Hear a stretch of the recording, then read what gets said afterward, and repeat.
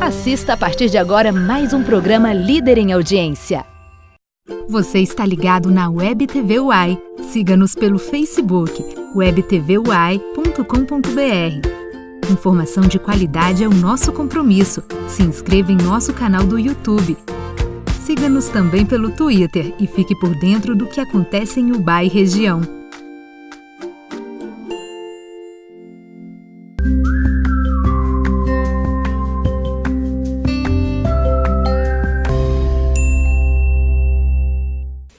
Está começando mais um Cá Entre Nós. Isso mesmo, de casa nova. Que delícia essa casa, hein? Amigo, a gente tá viral. É muito acesso no nosso canal já. A gente tá bombando, é claro. Direto do Parma Shop. Já de agradecer a Marina Parma e toda a equipe do Parma, que tá um primor à parte. Essa casa é maravilhosa. Global, não é mesmo? Muito global. E o que vai ter no nosso programa de hoje, parceira? Hoje a gente tem culinária, dicas de finais de semana. Tem lançamento de quadro, não é mesmo? É isso mesmo, meus amores. Tem um lançamento do Memória Afetiva, esse quadro que é um amor à parte. E vai ter também o nosso papo do dia, que a gente vai falar sobre diversidade cultural, hein? Eu sou Aurélio Pimenta. Eu sou Madame Verazani. Bem-vindos ao Cá Entre Nós.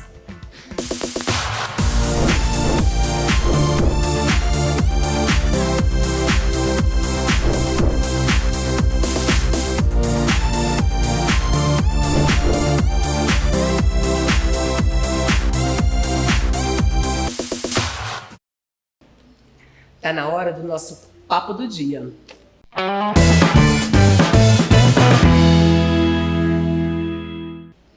E no nosso papo do dia de hoje, nós vamos falar sobre diversidade cultural.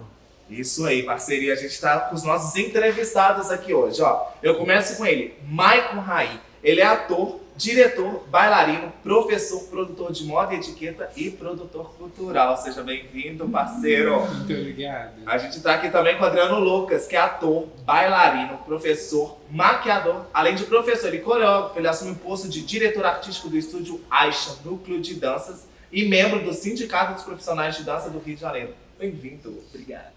E a gente também tá com ela, maravilhosa, Lara Colli Botelho. Olha só, gente, ela é nascida aqui em Ubá, é graduanda em Direito e História e tem formação em balé clássico, dança do ventre e tribal fusion.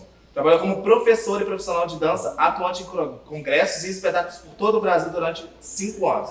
Ministrou aulas de dança do ventre com 19 anos da renomada escola Vivian Mock Dance, em Juiz de Fora.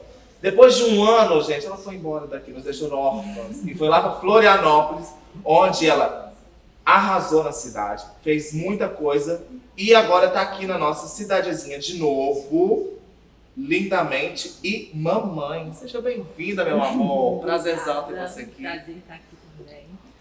Eu queria saber, no ponto de vista de vocês, o que é diversidade cultural. A gente tem 3 pessoas com estilos diferentes, ritmos de vida diferentes. E aí eu queria que cada um pontuasse para a gente começar o nosso bate-papo de hoje. Diversidade cultural é isso aqui. Justamente. Não é? É uma pessoa do teatro que faz dança desde que se entende por gente, balé, dança do ventre, dança de salão. Sim. Faz um mesclado de várias coisas. Lara é a mesma coisa. O nosso país ele é cercado por diversidade cultural. Eu acho que o próprio mundo ele é constituído por diversidade cultural. E isso é o maior barato, a maior riqueza que a gente tem. É essas nossas diferenças que nos unem também e nos tornam únicos. E o respeito é, acima de tudo, mais importante para você encarar e aprender com essa diversidade também todo dia, porque é impossível fugir dela. Então, seja representações individuais, coletivas, tudo é cultura, né? Não é só aquilo que te agrada, aquilo que você gosta. Cultura está em todos os lugares, em todos os cantos, e a gente tem que aprender com ela e respeitar sempre. Acho que esse é o ponto principal da diversidade, né? Eu acho que a gente traz isso muito dos lugares que a gente vai, né, também. Somos pessoas viajadas. O Michael sempre viajou com teatro, você morou fora um bom tempo também, morei fora, então o mais legal é poder trazer isso para a cidade da gente. É muito interessante enriquecer e aumentar a qualidade cultural da nossa cidade, e isso se cria uma diversidade. E vocês acham que Ubá é uma cidade com extensa diversidade cultural ou a gente ainda fica devendo um pouco diante das outras cidades? Eu acho que tem muita diversidade cultural, sim, é formado de diversas etnias, o bar, né? A gente tem italianos aqui, a gente tem japoneses, a gente tem pessoas do mundo inteiro que vieram para o Brasil, se estabeleceram aqui e buscaram refúgio na nossa cidade, que eu acredito sempre ter sido muito receptiva também. Mas eu acho que é um problema geral no Brasil que a gente não aprendeu a valorizar a cultura do nosso país. Os brasileiros, muitas vezes, eles vão para fora, são recordistas de visitas em museus lá fora, e no nosso país a gente acaba esquecendo de ir a museus, ir a teatro, ir a cinema, espetáculos. E a gente tem isso disponível, lógico que tem as carências, mas se a gente se interessa, a gente consegue encontrar coisas de muita qualidade e artistas que estão dando sangue mesmo à vida por essa arte. Sim, eu sou um artista que eu bebo demais dessa fonte. Que seja um maracatu que tá tendo na esquina, eu vou assistir, sabe? Eu acho que a gente aprende demais vendo, vivenciando aquilo, né? E eu faço questão. Tem uma pergunta, sempre quando a gente lança um tema na nossa página, papo do dia dessa semana, a gente vai falar sobre o devido tema, e quando a gente lançou Diversidade Cultural, veio uma pergunta de um internauta que é a seguinte: algumas pessoas consideram a globalização um perigo para a preservação da diversidade cultural. Por que seria esse perigo? Da onde vem esse perigo?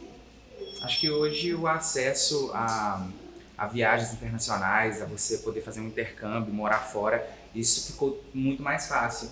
E a gente vive e se alimenta de comunicação, de viagem, de turismo. Então eu acho que isso deixa um pouco de medo assim, nas pessoas, pessoas de outros lugares estar invadindo, né, de certa forma, o seu espaço, a sua cultura, e absorver aquilo de uma forma a levar para outros lugares, para outros países. Então eu acho que o maior medo é esse. E eu acho que tudo tem um lado positivo e um lado negativo, né? A globalização é um exemplo disso, mas eu vejo um lado bom, grandioso na globalização. Eu acho que a gente aprende tanto com cultura de fora, e eu acho que a gente tem muito a ensinar também. Eu vejo muitos vídeos, né? Eu me alimento, eu vivo de dança, e eu vejo o tanto que a cultura de fora está absorvendo o Brasil, assim, apresentações com detalhes, com uma pegada, com a cultura brasileira inclusa nas intervenções culturais deles. Eu acho isso muito incrível. Então, vejo mais o lado positivo do que o negativo, na minha opinião. Porque assim, a globalização está aí. Não tem como a gente fugir dela ou se prender no julgamento de que é positivo ou negativo. A gente tem que encarar a realidade e ver o que a gente pode fazer com isso, né? Eu, com meu viés de historiadora, né, eu sempre tento dar essa neutralidade para o fato histórico, para a questão. E olhar realmente o que a gente vai absorver. Porque também globalização não é algo de hoje, atual. Vamos pegar lá nos tempos do descobrimento das Américas, das grandes navegações. Já era uma globalização. O problema são culturas querendo se sobrepor sobre outras culturas. A gente tem que fazer o trabalho de não deixar a cultura dominante apagar totalmente aquela cultura que às vezes é um pouco enfraquecida por diversos motivos, né? Então, o trabalho é saber dosar e saber admirar as culturas das suas diferentes formas. Maravilhoso. Na arte, eu tenho uma pergunta também para vocês. Não só como a arte entrou na vida de vocês, porque eu tenho aqui 2 profissionais que vivem hoje na cidade de Ubá e que com essa nossa gestão, eu não posso deixar de falar, exatamente, né? Essa gestão em especial, ela valoriza a cultura.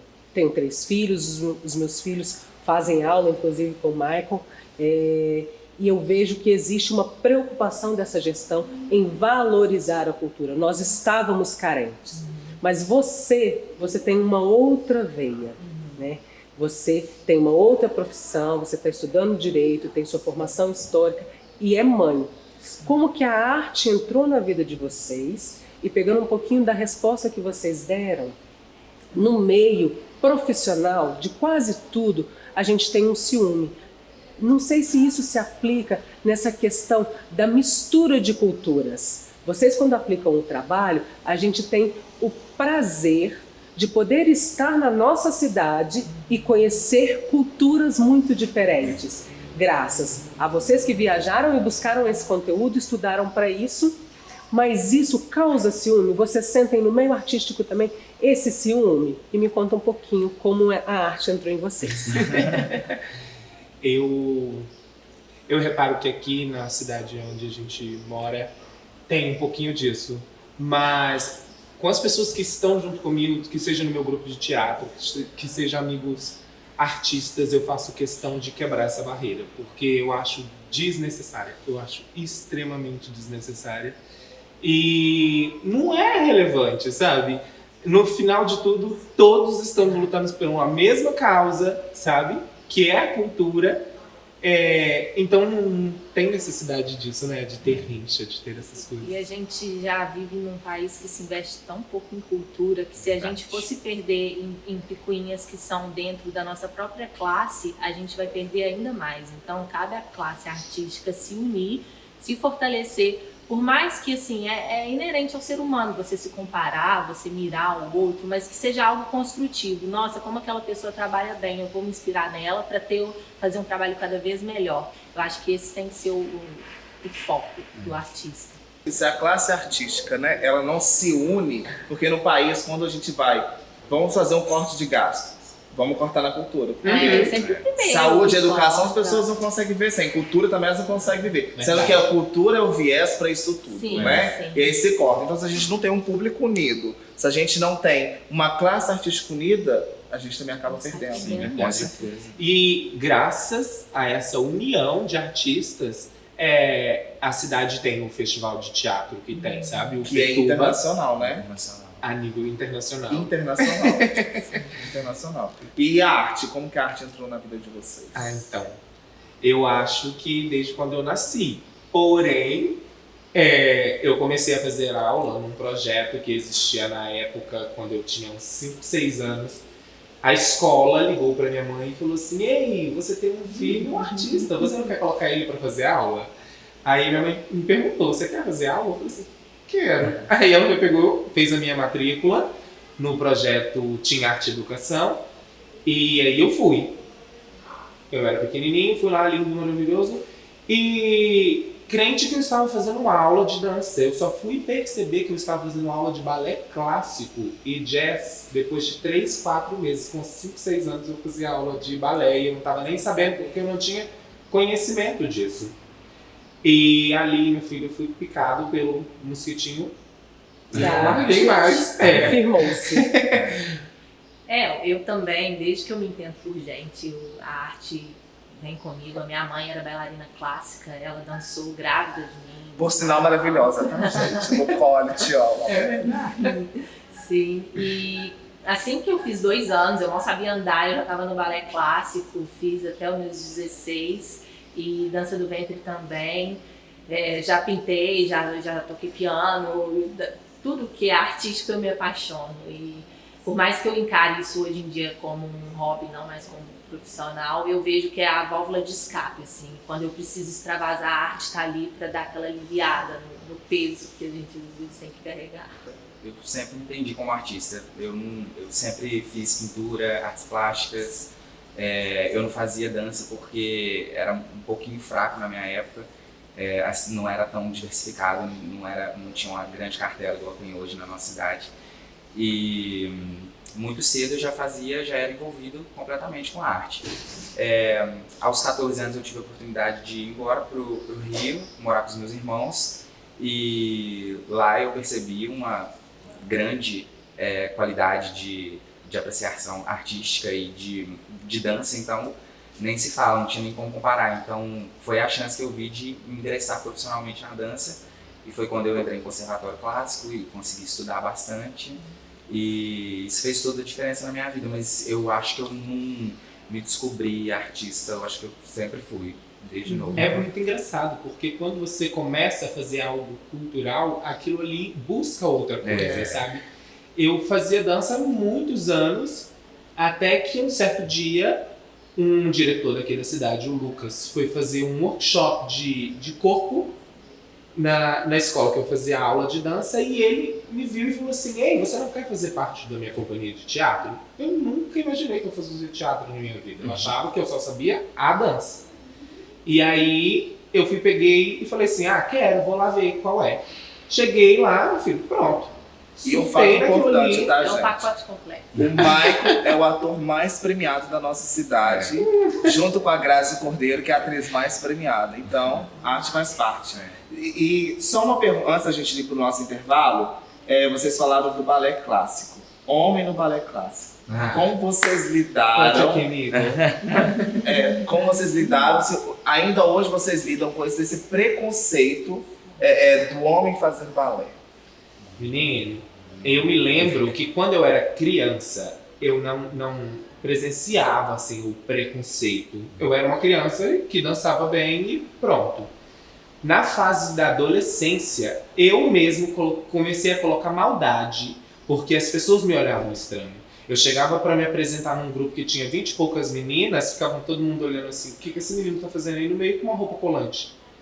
Aí eu comecei a ficar com vergonha e cheguei até o professor e falei assim que eu não queria dançar com roupa apertada. Falava que eu não queria dançar com roupa apertada. Que eu iria me apresentar de qualquer modo, mas que fosse com outra roupa. Por causa do olhar das pessoas. E aí eu fui e comecei a fazer outras modalidades de dança. E fui amadurecendo, eu peguei e falei assim, você quer saber?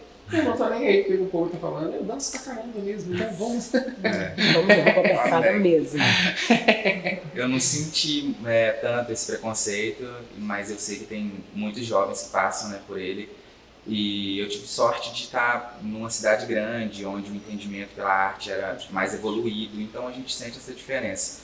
Mas isso é muito importante na vida de qualquer criança, mas a influência maior disso vem de dentro de casa. Sim. Então é uma coisa que eu alerto muito aos pais, à família, a ter esse entendimento e essa sensibilidade por arte, porque é muito importante um rapaz fazendo balé clássico. A gente tem que entender que não é à toa que tem um príncipe no palco, não é à toa que tem um bailarino ali. Ele serve para embelezar tanto quanto a menina. Sim, e isso é muito importante. Sim. Antigamente, gente, quando surgiu essa onda do balé lá atrás, o balé era dançado simplesmente por homens. Não existia as mulheres. E aí, hoje tem grandes bailarinas que são nomes através de quê? Eu faço questão de falar sempre para as pessoas que estão ao meu redor que não existe isso, o que é de menino, o que é de menina. Eu faço isso nas minhas turmas de teatro, eu faço isso com as minhas babies do balé. Tio, eu quero usar azul. Usa azul sim, porque azul é maravilhoso, não é? Quer usar? Pode usar sim, porque que o rosa é de mulher e o azul é de menino. Isso é muito Sabe? Não existe isso, né? Acho que isso é um medo muito grande de se conversar. Eu acho que os pais eles não podem ter medo de conversar sobre isso, porque que tu não quer que o seu filho aprenda na rua, você precisa ensinar em casa. Justamente. Isso é muito importante. E ensinar com amor é sempre melhor, né? Do que você aprender ali no ódio na rua. O amor vence, né? Gente, tá uma delícia, né? Tá Vamos pro delícia. intervalinho, a gente volta já com esse papo que tá, ó, pegando fogo.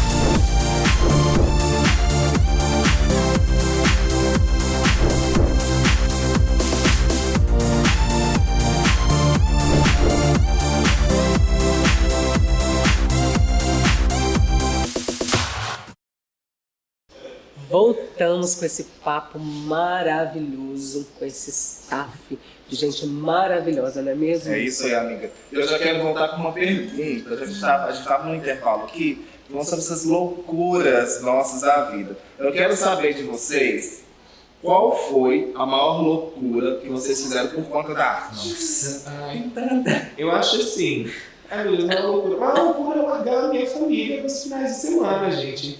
Eu não sei o que é final de semana com família, acho que há muitos anos. Não posso ter ensaio. Porque não posso ter ensaio. Essa é a frase, eu não posso ter ensaio. No teatro, eu ensaio teatro todos os finais de semana. Apresentações acontecem muito nos finais de semana. Viagens, às vezes eu viajo e fico fora dias e dias, né? Então, acho que a minha maior loucura é abrir mão da família. Além disso, assim, bastante loucura que eu já fiz morando fora, dançando em conservatório, onde tudo é um pouco maior. Figurino, bater de porta em porta para pedir dinheiro, fazer rifa para conseguir figurino. Essa escassez, Figurino, menino, eu aprendi a costurar. Através da arte. A gente acaba, pela falta de valorização também, muitas vezes da arte, a gente esquece que também somos profissionais, precisamos de remuneração, precisamos de reconhecimento. E a gente aceita, isso pra mim é uma loucura, a gente aceita dançar de graça, isso, gente... É algo que a gente tem que lutar para não estar acontecendo mais no nosso meio artístico, para a gente se valorizar e se entender como classe profissional, que a gente precisa ser remunerado, porque senão, se a gente não colocar esse valor no nosso trabalho, ninguém mais vai enxergar isso. A minha vida mudou toda, eu me tornei um profissional da área justamente quando eu falei não. Isso. Sabe, eu não vou mais fazer isso de graça, eu não quero estar presente em tal lugar por causa disso. Pra provar que você é artista, pra provar que você faz arte. Por um exemplo, igual eu falei, eu aprendi a costurar com a arte, com o teatro, com a dança. Hoje em dia eu não me apresento em lugar nenhum se eu não tiver um figurino. E aí esse figurino, ele sai de onde? Ele vale quanto pra eu estar ali naquele lugar, sabe? Na dança do ventre a gente gasta muito, né, amiga? Muito. Uma roupa é o quê? São 400. Né? Um acessório, 500 reais, fora a 600 maquiagem, reais. o desgaste também, né, gente? Porque a gente fica muito cansado, não é só o desgaste físico, é o emocional também. Porque tem todo aquele nervosismo que a frio da barriga a gente não perde nunca, né? Então tem que ser valorizado e a gente tem que mudar essa nossa mentalidade dentro da arte. Não, Essa trabalhar de consciência graça. tem que vir a partir do artista, né? Valorizar. Então a dica é isso aí, gente. Valorize os artistas da sua cidade, por favor. Eu fico muito feliz de ver o quanto vocês quatro mesmo estão transformando essa condição na nossa cidade, sabe? E a arte? O que mudou na vida de vocês? Eu tenho 25 anos e eu acho que eu não seria essa pessoa que eu sou hoje se eu não tivesse arte na minha vida, sabe? Eu acho que não existe coisa melhor do que quando você tá ali dando aula e vem um aluno e fala assim: tio, você é o professor mais lindo que eu conheço. Eu me acabo mesmo, porque às vezes a gente vai e a gente não tá bem com isso, sabe? A gente fala: por que eu tô fazendo isso? Será que se eu estudasse mais, se eu fizesse uma outra carreira, eu não seria mais valorizado? E aí eu lembro dessas pessoas que falam assim pra mim com os olhos brilhando, sabe? Isso me motiva muito, porque é maravilhoso.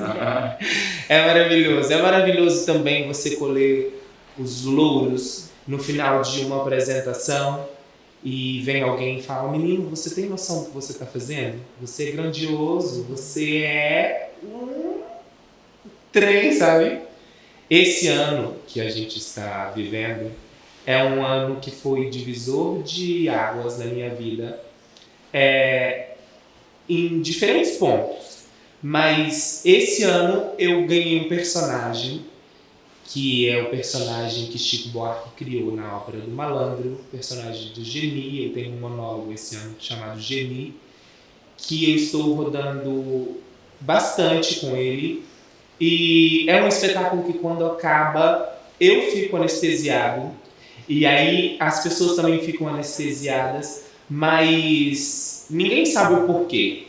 Eu sei o porquê. Porque eu, no processo de criação de Geni, Falei assim, eu quero dar a minha vida por esse personagem. Eu quero que seja o espetáculo da minha vida. Eu quero me desafiar como artista. Eu quero poder cantar, que é uma coisa que eu não domino. Eu não domino, tá, gente? As pessoas falam que eu canto bem, mas eu não domino o canto. Então eu falei assim, eu quero aprender a cantar.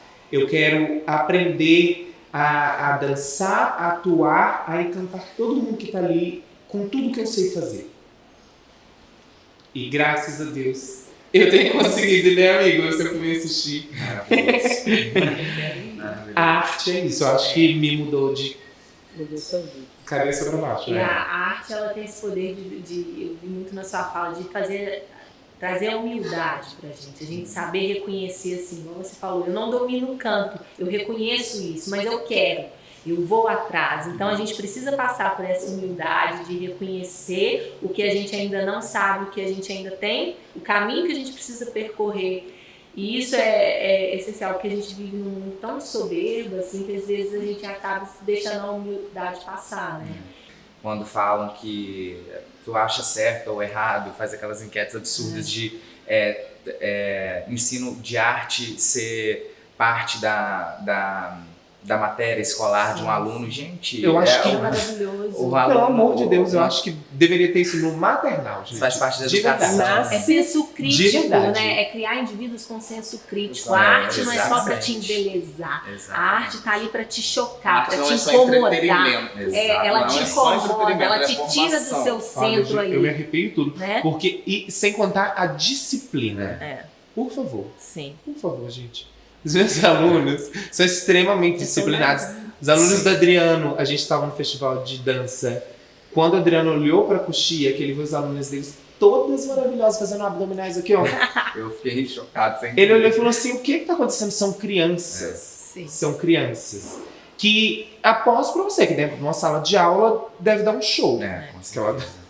Eu amo elas chegando. Muda, né? Total. Adoro quando Total. elas chegam e falam que tiraram 10 na prova, que tá melhorando. Eu acho que, de fato, vocês estão cobertos de razão com essa colocação. É comprovado, inclusive, por estudos, né, que a arte, que a música, que a cultura, ela tem sim o poder de resgatar as pessoas e de incentivar o melhor comportamento, melhor concentração. Os pianistas são os melhores matemáticos, inclusive, estou mentindo? Meu irmão, meu Não é? Deus. Então, todo o entendimento, tudo que a gente tira de hoje do nosso papo do dia gente, os empresários, invista na arte, invista na cultura, invista na nossa diversidade cultural. E você, pai responsável, olhe com mais cuidado para o seu filho, que você pode ter um artista aí dentro e que ele está morrendo. A arte, né, gente? A arte é só arte. Uma dança é só uma dança. Né? Esse comportamento, ele não se estende a outras opções. O artista, ele é sempre artista. Existem homens que se transvestem de mulher, a gente vê nas novelas de uma forma muito clara. E continua pai de família. Sim. Ninguém se marginalizou porque fez o traficante. Justamente. Então, arte é arte, vamos valorizar, Com toda certeza. apoiar, incentivar e patrocinar esse trio aí, faz favor. Por né? favor. Com toda certeza. Agradecer a vocês, meus amores, muito, muito, muito obrigado. É um prazer pra gente ter vocês na nossa casa do Cá Entre Nós. Prazer é Voltem nosso. sempre, tá? A casa tá aberta aí de vocês, inclusive. Muito então, obrigado. Obrigada. Eu quero saber onde anda o Aurélio. Parceiro, o que você tá aprontando por aí? Ei, parceira, eu tô aqui pra inaugurar esse quadro maravilhoso, esse quadro que a gente tem um carinho enorme, que é o Memórias Afetivas.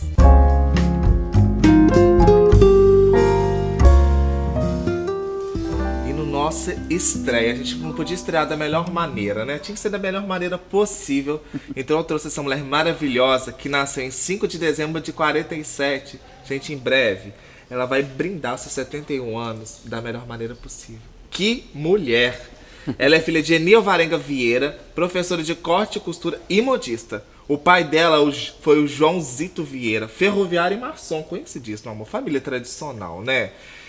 Estreia o nosso quadro Memória Afetiva, a matriarca de uma das famílias tradicionais mais antigas da nossa cidade. Minha querida, maravilhosa Rosa Maria Vieira de Moura Estevão, seja bem-vinda. Obrigada, No nosso memória obrigada. afetiva. Um beijo Gente, para ó, todos. Esposa há 47 anos. Meu amor, é uma vida, é uma história pra contar do engenheiro agrônomo e empresário Eduardo Marcelina de Moura Estevão. Ela é mãe da Rafa, da Adriana, do Eduardo, da Sabrina. Ela é avó do Iago, da Maria Eduarda, do Ítalo, do Juan, da Yasmin, do Skyler e do recém-chegado Ruizinho. Meu Deus do céu, o Ruizinho é uma delícia, gente. E ainda tá esperando o novo Eduardinho, que tá chegando lá nos Estados Unidos esse mês ainda, hein? Ainda. Que quantidade, Ainda. é Oito. um monte de menino. Ela também é artista, gente. Essa mulher é professora de arte, língua inglesa e educação física. Empresária da indústria de bem-estar pela Herbalife Corporation há 19 anos. Essa mulher é a dona da porra toda. Tá? Só pra deixar claro pra vocês. Essa pessoa maravilhosa que a gente tem um orgulho de estar aqui e que vai compartilhar com a gente esse quadro. Amor, bem-vinda. Prazerzaço ter você aqui. Muito obrigada. Então eu já quero começar pra gente falar essa quantidade de maravilha que tá na nossa mesa que ela trouxe pra gente. Professora, contar pra gente como que era a vida de criança em Ubá na década de 50. Maravilhosa. Maravilhosa. Não tinha televisão, a gente brincava na rua. Chicotinho queimado, queimada, de rodar peão, bambolê. Na minha primeira fase da minha infância, eu morava lá no Morro do Rosário. E a gente não tinha nada, Morro do Rosário, da Igreja Matriz de Nossa Senhora do Rosário. Tinha um pouco de grama para aquela descida abaixo ali, só. E a gente pegava aquelas folhas do coqueiro assim, passava vela nelas assim e descia pro morro abaixo. Era uma delícia, uma brincadeira assim. Isso que era diversão de verdade, né, dona Diversão Rosa? de verdade, a gente brincava mesmo, brincava na rua, vivia esfolado. Nossa, E nem sentia dor, né? Vivia Nada, esfolado, não sentia dor, nada. porque era gostoso, era maravilhoso. Divertido, rindo. Um ambiente muito, muito gostoso. A gente brincava muito. Uma do lado verdadeira de fora. diversão saudável. Isso. Tem umas passagens aqui, gente, que é hilária, ela vai contar pra gente. Conta pra gente essa história do programa da Hora do Guri na Rádio Educadora. O que você aprontava lá? Olha, lá em casa nós somos 3 irmãos. Papai e mamãe eram muito à frente do tempo. E nós podíamos ler gibi. Então, todo domingo, a gente saía da missa, nós íamos à missa cedo, descia a família. Aí tem 2 fatos aí. Descia até no jornaleiro, onde o papai deixava a gente escolher o nosso gibizinho, que era quase proibido criança ler gibi. E papai falava, não, menino tem que ler.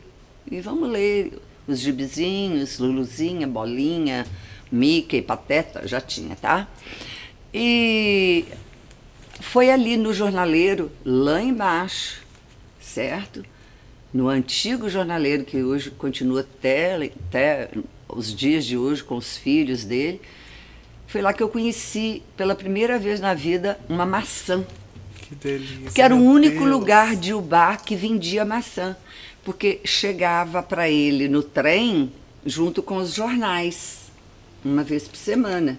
E ele começou a trazer maçãs. Então, quando eu vi uma maçã de verdade, eu fiquei alucinada. O cheiro. A gente guardava o papelzinho da maçã, que ela vinha embrulhada uma a uma, guardava no meio dos cadernos, dos livrinhos, aquele perfume. Mas acabava de comprar as revistinhas, você falou da Hora do Guri, na Rádio Educadora, Xavier Pereira, Deus o tenha, tinha um programa aos domingos, que era a Hora do Guri. E as crianças que quisessem iam se apresentar. Dançava, cantava, recitava e ganhavam prêmios. E eu descobri isso, pronto, eu já me achei. Porque eu ia para lá todo domingo, Eu me inscrevia durante a semana, lógico, com o apoio de papai e mamãe, e ia cantar. Que E delícia. cantava. Era o show de calor, o Show de Jubá. calor, o Jubá. meu Deus, E a que gente delícia. ganhava prêmios. E todo domingo eu ganhava ou uma garrafa de abacatinho, ou um pacote de macarrão. Era uma maravilha. Eu saía de lá felicíssima. Você que coisa mais deliciosa que é isso. Eram os delícia. prêmios. Às vezes a gente ganhava alguma revistinha também, tinha algum patrocínio e tal. Era uma coisa maravilhosa, divertidíssimo. Eu lembro com muita saudade, muita emoção também, mas uma coisa de construir personalidade. Exatamente. Certo? Tem uma passagem aqui também que eu fiquei sabendo das coroações na festa do Rosário. Ixi. Eu passei os primeiros 10 anos da minha vida morando na frente da Igreja do Rosário, que ainda estava em construção. Então a gente brincava, os pedreiros iam embora, nós íamos todo mundo para lá para brincar com as coisas que não podia, certo? Os baldes, o lugar Fazer de a fazer farra da massa, construção. a farra da construção.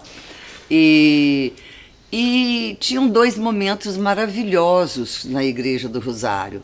Vários, mas 2 me marcaram muito. Um era o mês de maio, onde haviam as coroações. Eu ficava maravilhada olhando aquilo, as coroadeiras. E nem sempre eu podia coroar nos dias principais, certo? Mas eu coroava do mesmo jeito. Tinha os cartuchinhos, aquela coisa. Então era muito lindo Daquele o mês doce de Maria. feito caseiro, feito Só em casa, tinha- suando, não aquele tinha doce gostoso. doce de vendinha de Ai, loja, que não. Era aquela delícia. coisa linda, né? Meu Deus, aqueles doces. Então, o mês de maio era muito bonito, tinha essas atividades. E outro período muito bonito também era o mês de Nossa Senhora do Rosário, que eu tenho grandes lembranças, coisas lindas. Todo o meu fervor, a Nossa Senhora do Rosário nasceu ali. Que lindo. De ver, né, o altar, Nossa Senhora, e o mês inteiro rezava-se o terço e tinha barraquinhas vendendo guloseimas.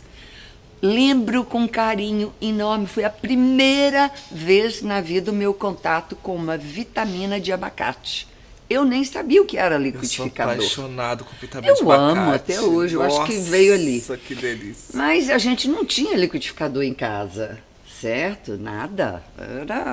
As coisas eram muito simples, por isso que eram muito autênticas, né? Então eu lembro do sabor da vitamina do abacate, eu lembro a primeira vez numa festa dessa que eu comi gelatina. Minha casa não tinha geladeira, então era uma coisa maravilhosa. Então, E ainda se vivia feliz, né? A gente, E saudavelmente. não tinha, você não sentia falta de nada diferente, você não desejava nada diferente do que você vivia, né? E ali na Igreja do Rosário, nossa, isso eu tenho que contar, Deus já me perdoou desse pecadinho. Lá tinha um anjo muito bonito, e esse anjo, ele era grande, quase a estatura de uma pessoa normal, e ele ficava com as 2 mãozinhas assim. E esse anjo, ele tinha uma mola na mãozinha dele.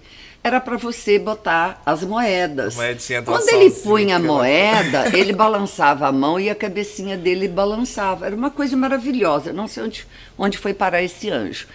E aí, uma coleguinha me convenceu que se tirasse a moedinha, ele também falava que podia. E eu caí nessa e fui. Aí ela Muita falava, espoleta. anjo, pode tirar a moedinha, mas eu não sabia que ela batia a mão na mãozinha do anjo.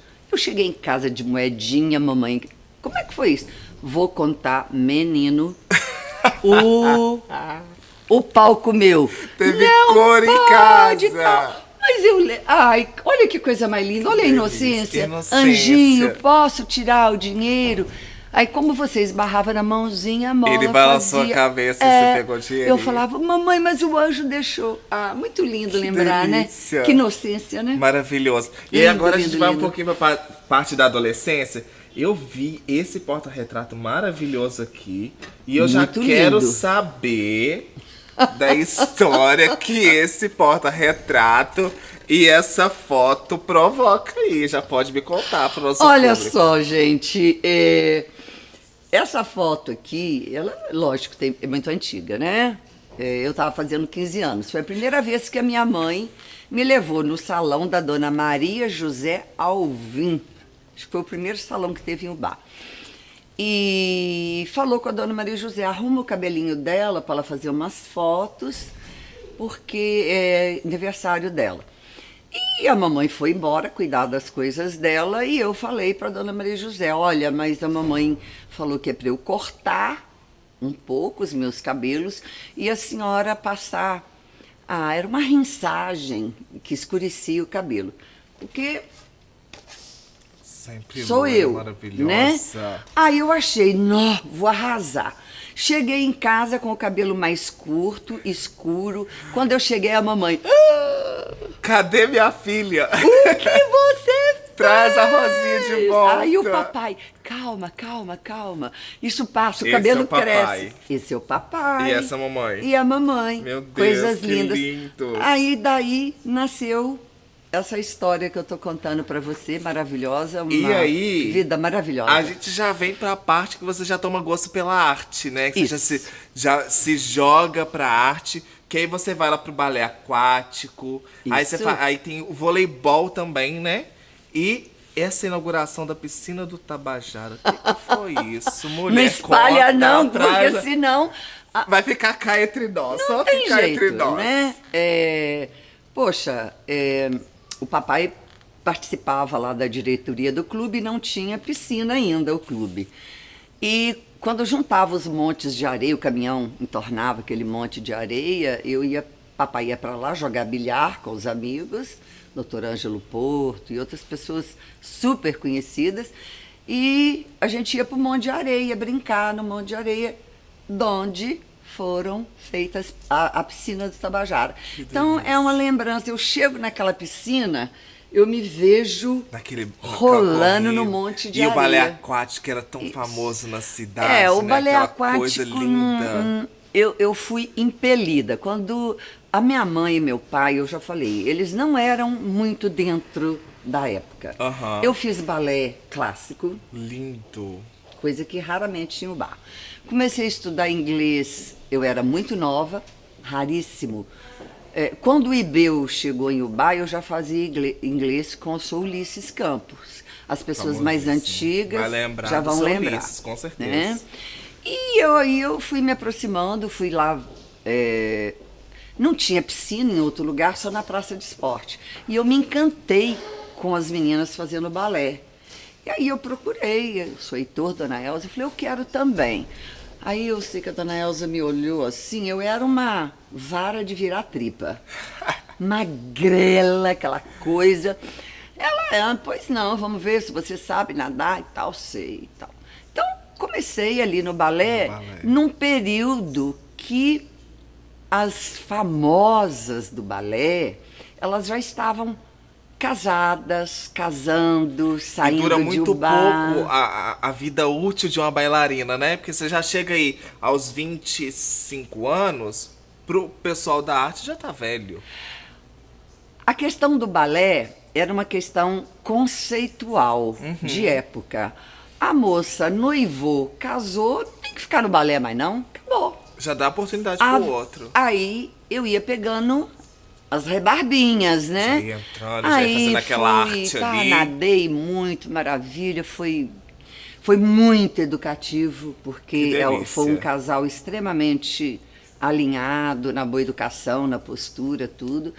Foi um pulo o Tabajara, já estava começando os times já tinha time de vôlei, também custei a ser aceita, porque magrela demais, e aí eu me lembro muito do doutor Ângelo, olha, você precisa tomar Postafem. Era um conjunto de coisas que fazia a gente engordar, para eu ganhar corpo para poder jogar Pra a poder bola. jogar o balé por causa do impacto daquela coisa, né? É, Pegando já. esse impacto, esse pulo que você falou aí, a gente já salta lá da adolescência e da juventude, a gente já vai pra vida profissional. E aí a gente vai na época que você era professora lá em Diamante. A minha vida profissional como professora começou em Diamante. E também são histórias magníficas. O único jeito de chegar em Diamante era de trem. O trem. E ah, tinha que delícia. uma estrada que se chovesse ninguém passava. Meu só a Deus. cavalo. Aham. E a gente pegava o trem às 4h45 da manhã, chegava em Diamante, ia dar aula e só tinha para voltar para o bar o noturno que vinha do Rio de Janeiro. Que Deus. às vezes passava, às vezes não passava lá em Diamante. Ficava perdido um pouco em Diamante, tinha dia. E aí tinha dia que a gente dormia na estação. E foi uma Meu época, Deus. mas muito lindinho. E foi gostoso? Foi gostoso, não teve Foi, sofrimento, porque a gente ficava era rindo, vida. brincando. Ah, isso é verdade. Os vizinhos da estação levavam lanchinho pra gente, até que o seu Nélio, que morava lá em Diamante, a família Calçado toda lá, o seu Nélio, que abriu a primeira pastelaria de Ubá, ele tinha uma vendinha. E ele vendo aquilo que a gente tinha dia, que o trem que vinha do Rio passava 3, 4, 5 horas da manhã, que atrasava demais tudo, né? Aí ele falou, olha, tem uma casinha do lado da venda que vocês podem botar uns colchãozinhos lá e dormir. E dormir. E aí, olha, a vida era cheia de magia, Era de gente maravilhosa, boa. né? Era uma vida inocente e Ah, gostosa. lindo, lindo, lindo. Falando em Então, inocência, como que era namorar na década de 60 e 70? coisa mais... Vai beijar os brotos. mais charmosa que você puder Aquela imaginar. paquera gostosa, né? Olha, Saudável, inocente. eu tenho saudade. Teve uma época que a gente frequentava muito a Praça Guido, que era a época assim, do final, adolescência, assim, que a gente ia para lá para brincar de roda, Que delícia. E a gente tinha campeonato de dancinha de roda e tal. Aí depois descobriu-se o Jardim São Januário, que as moças andavam numa posição e os rapazes ao contrário, para eles se Se encontrarem. encontrar, aquela paquera, né? O olho no olho ali. Coisa mais Até bonitinha. chegar o primeiro beijo. E como que foi? Menino, primeiro beijo era um negócio mais demorado. Demorava? Primeiro tinha que ver se ia pegar na mão, certo? Você não pode delícia. imaginar. E Era como muito que foi recato. que a senhora conheceu o seu Eduardo? Porque 47 anos junto é uma vida. o Pelo amor, quantas Eduardo- crianças nasceu aí? Quantas crianças, né? Uma vida. O Eduardo foi um arranjo. Uma amiga de colégio, Etel, tinha vários irmãos, e em festas que a gente estava junto, os meninos do colégio, o Eduardo me viu e falou, Etel, ela é minha colega de turma. Aí ela começou a fazer os conchavos. E eu não estava entendendo, nunca prestei atenção nisso. Eu não fui muito namoradeira, não. Porque eu vi que as meninas, quando namoravam, tinham que ficar com os namorados. Eu chegava no jardim, eu queria jogar bolinha de gude, jogar Ter liberdade, vôlei. né? Uma mulher livre. Não que eu não tivesse gostado de namorar, Sim. tá? Sem Lógico problema. que não, a gente gosta do abraço, um Adora, beijo. Mas é porque eu ainda era muito infantil. Você fica... Na minha época, a gente chegava à adolescência, a minha turma, muito infantil. Muito, é verdade. Sem, E inocente. não era infantilizada. Uhum. Mas muito infantil, muito de brincadeira. Então, numa festa junina, no Tabajara, uma festa muito grande, muito bonita, que também marcou a minha vida, porque foi uma festa feita por o ginásio estadual. E o meu irmão João Lúcio, essa coisa linda que está Ele aqui. aqui.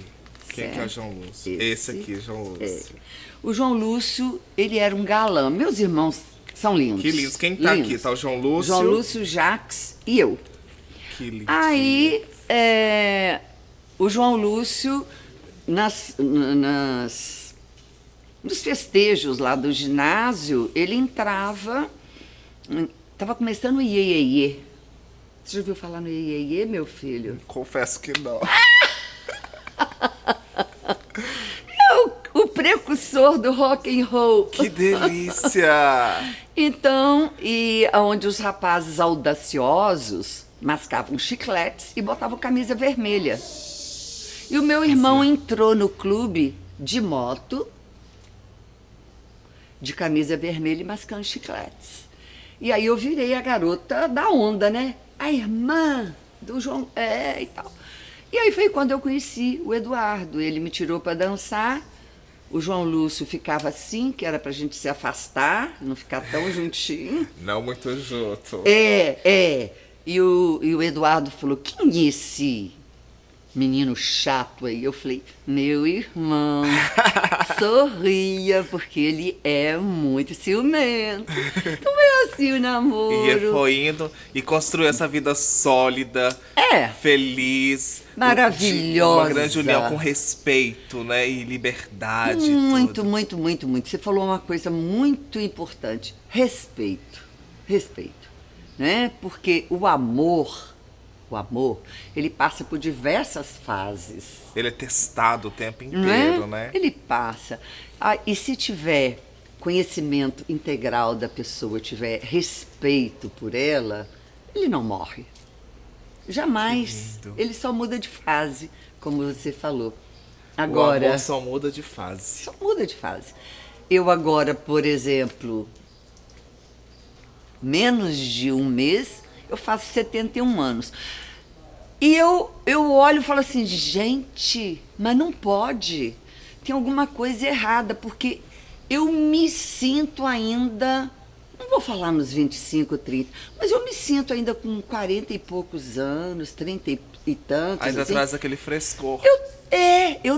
Aí eu falo, meus filhos, meu Jesus, mais um neto, vai inteirar o 8º. E assim, a vida que a gente leva. Uma vida de sucesso, feliz, maravilhosa. A gente já quer te parabenizar já pelo aniversário que já está chegando. Yes. Muito bem vivida, agradecer a sua presença aqui, por ter estreado majestosamente o nosso quadro. Foi um prazer lhe receber. Beijão. Beijo. Sujei de batom. Ai, que delícia. E a gente volta já e não desgruda.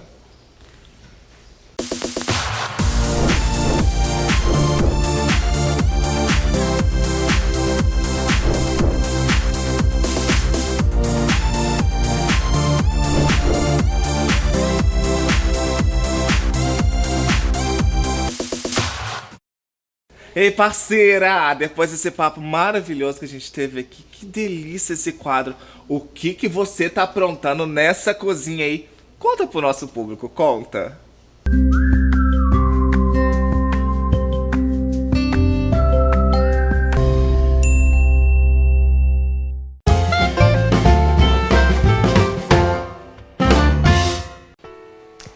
Parceiro, eu tô aqui na cozinha para fazer uma receita nada fitness, que eu vou ensinar para vocês, em 2 passinhos. É um pudim e diga-se de passagem, meus amores, esse meu pudim é maravilhoso, fácil de você fazer. Eu vou ensinar ele em 2 versões super rápidas, porque para quem tem intolerância à lactose é possível fazer a mesma receita. A gente vai usar uma caixinha de leite condensado, podendo ser 0 lactose ou não, 2 vezes a mesma medida de leite, também pode ser 0 lactose ou você pode usar o leite de coco, e 5 ovos. Pode um ovos. E 5 ovos. Bate tudo no liquidificador durante 5 minutos. O segredo do pudim para ele ficar airado, super condensado, é quanto mais você bater. Velocidade alta e deixa bater o seu pudim. Depois que ele bateu durante 5 minutos, você vai colocar esse preparo do liquidificador em uma forma caramelizada. Aquele caramelo tradicional de açúcar com água ou demerara com água. Para quem é diabético, pode fazer a substituição por uma calda, uma redução de fruta. Aí você usa um adoçante, por exemplo, uma calda de laranja. Então, caldinha de açúcar, conteúdo na forma, coloca um tabuleiro com água. Esse nosso pudim ele é feito no forno, tá, meus amores? Tabuleiro com água e a sua forma com todo o seu preparo. 40 minutos de forno, o segredo é o mesmo do bolo. Fincou o garfo, tirou, tá limpinho, tá cozido, leva para a geladeira, ele vai dar uma crostinha dourada por baixo, a nossa tá por baixo, e quando você virar, tá esse pudim maravilhoso, barato, fácil, delicioso, e você pode fazer para toda a sua família, sendo com lactose ou não, diet ou não. É uma receita que agrada todo mundo, não tem quem não ame pudim.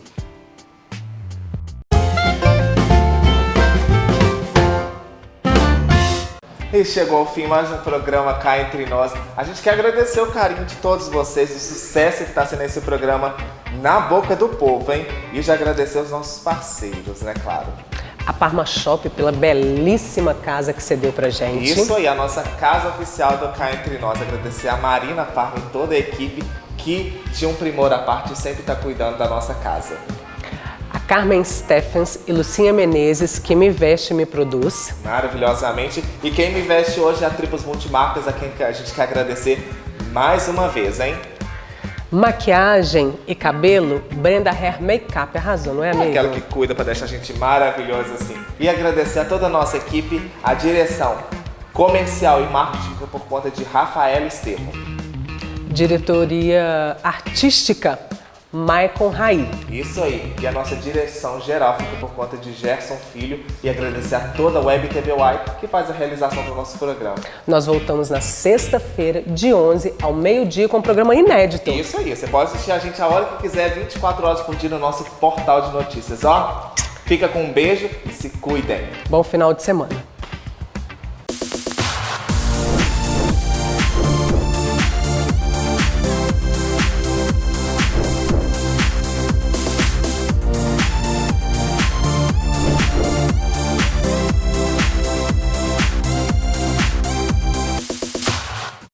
A Web TV Uai está em todo lugar. Siga-nos pelo Facebook, Instagram, Twitter, YouTube e pelo site www.webtvuai.com.br.